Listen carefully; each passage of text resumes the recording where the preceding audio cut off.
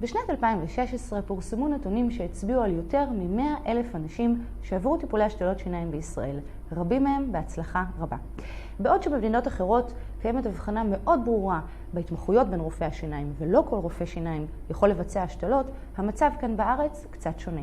שלום לדוקטור זאב אורמיאנר, מומחה לשיקום הפה וראש המחלקה לשיקום הפה באוניברסיטת תל אביב. שלום רב.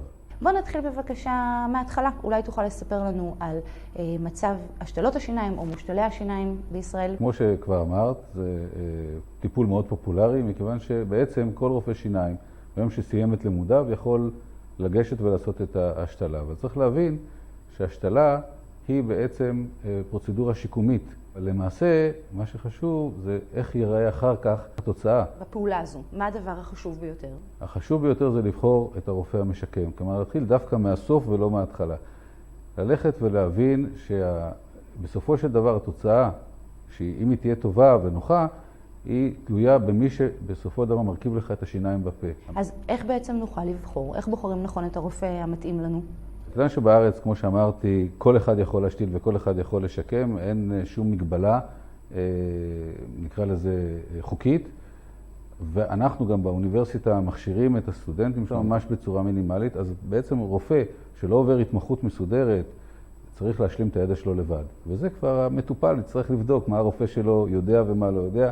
קשה לתת לזה איזשהו כלל, אבל צריך להבין שככל שהשיקום או חוסר השיניים או הבעיה האסתטית היא יותר גדולה ויותר מורכבת, כדאי למצוא את הרופא שעבר את ההכשרה המתאימה לטפל בכאלה מקרים. מה קורה במדינות אחרות?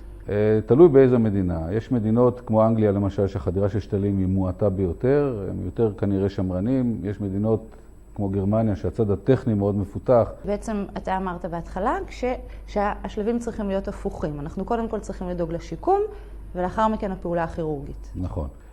צריך להתחיל מהתוצאה הסופית. זה תכנון, מה שנקרא תכנון אחורה.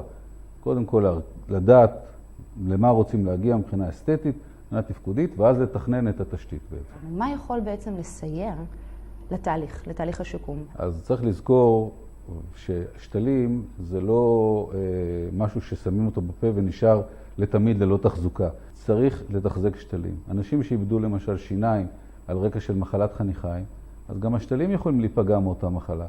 אז תחזוקה, שמירה, לבקר את הרופא, לבוא לביקורות, זה האלף בית של הטיפול. לסיום, יש לך איזושהי עצה לרופאי השיניים?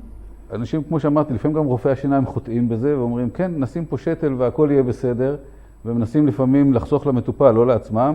מה שעושים קצר ומעט, לא תמיד יחזיק לנצח. זה שתלים, זה, כמו אמרתי, זה חלק, זה תשתית.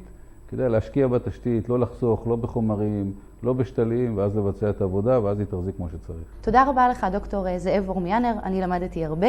תודה גם לכם שצפיתם. אני רק מזכירה, שיקום, כירורגיה ותחזוקה. להתראות.